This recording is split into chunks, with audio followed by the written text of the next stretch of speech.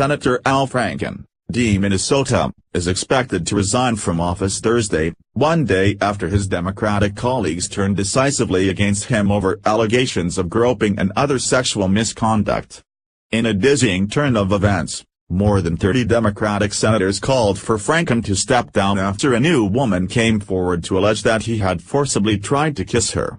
Senator Kirsten Gillibrand, D-N.Y, opened the floodgates around noon, becoming the first senator to call for him to quit. Others followed in rapid succession, effectively ending Franken's political career in the span of a few hours.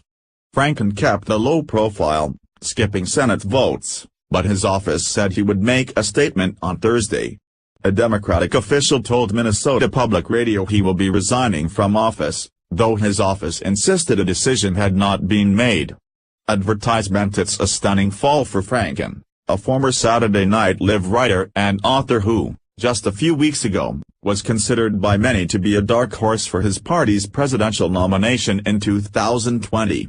The first allegations against Franken emerged in mid-November, when Lynn Tweeden, a radio host, said he had kissed and groped her without her consent during a USA tour in 2006. She published a photo of Franken appearing to grab her breasts while she was asleep.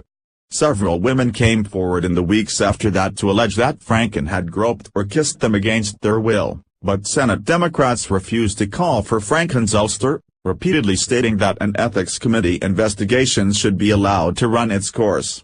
That changed Wednesday, when 7 female Democratic senators called for Franken to step aside. While Senator Franken is entitled to have the ethics committee conclude its review, I believe it would be better for our country if he sent a clear message that any kind of mistreatment of women in our society isn't acceptable by stepping aside to let someone else serve, Gillibrand said in a message posted on Facebook. Sends. Kamala Harris, California, Clara McCaskill, Mo, Patty Murray, Washington, Mazie Hirono, Hawaii, Tammy Baldwin, WIS, and Maggie Hassan, NH. Each quickly followed Gillibrand in saying Franken should resign. By the end of the day, more than half of the Democratic caucus, ranging from members of leadership to red state senators to progressives and 2020 hopefuls, had said it was time for Franken to go. We've just seen that the charges, credible charges, continued to keep coming, and I thought it might have been an isolated incident or two, but it seems to be that there was a pattern of conduct. Senator Dick Durbin, the number 2 Senate Democrat, told reporters. Murray added that the latest allegations showed that this is a persistent pattern and needs to be addressed. The breaking point for Senate Democrats came when Politico published this story where a former congressional aide said Franken tried to forcibly kiss her in 2006.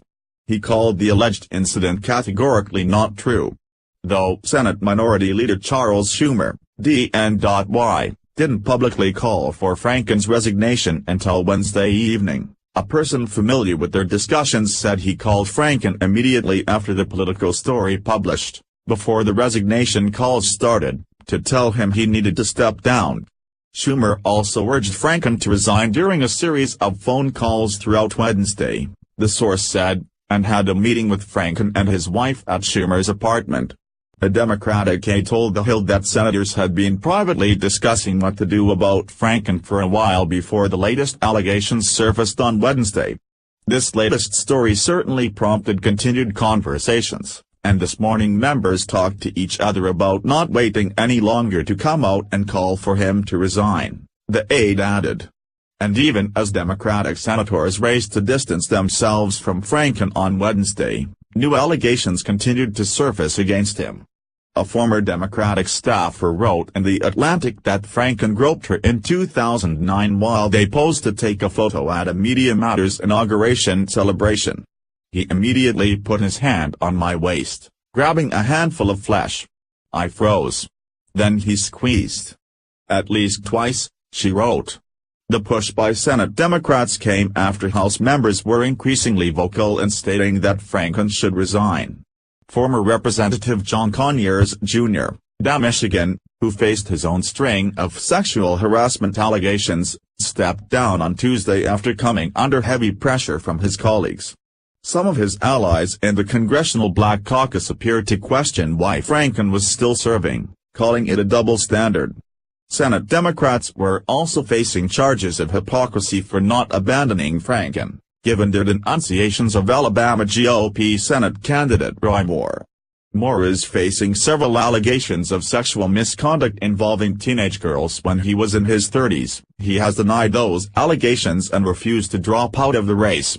The former judge was endorsed by President Trump ahead of a special election on Tuesday and appears to have a good chance of winning the seat and coming to Washington. Democrats downplayed suggestions that their criticism of Moore put pressure on them to demand Franken's resignation. "It's not a partisan issue. Sexual harassment is wrong. Groping people, propositioning them, is unacceptable behavior," said Senator Tim Kaine, DV, who didn't call for Franken to resign but said that he would give his advice to him privately. Asked if Democrats are trying to seek the moral high ground, Durbin added, "I hope members of both parties will be guided by sound principles, even when it's painful. And this is painful. Al Franken's my friend." The Ethics Committee has already launched a preliminary inquiry into the allegations against Franken. If he doesn't resign on Thursday, the panel could recommend a range of potential punishments, including a public reprimand or even expulsion. The Senate last expelled a member, a move that requires the support of 2/3 of the chamber, in 1862 for supporting the Confederacy. Franken's resignation wouldn't have an immediate impact on the Senate's party breakdown. Under state law, Minnesota Governor Mark Dayton, D., would appoint a candidate to serve until the 2018 elections, meaning the seat would likely stay in Democratic hands for at least the next 11 months. Whoever wins the 2018 election would serve out the remainder of Franken's term, which runs through 2020. A second election would be held in 2020 for a full 6-year term. Democratic reps Keith Ellison and Betty McCollum are both being floated as potential successors to Franken. Meanwhile, former Senator Norm Coleman, a Republican who Franken defeated in 2008 by a few hundred votes, declined to rule out a potential bid on Wednesday. "Never say never," he told reporters on Capitol Hill. _ Nivilis and Alexander Bolton contributed. _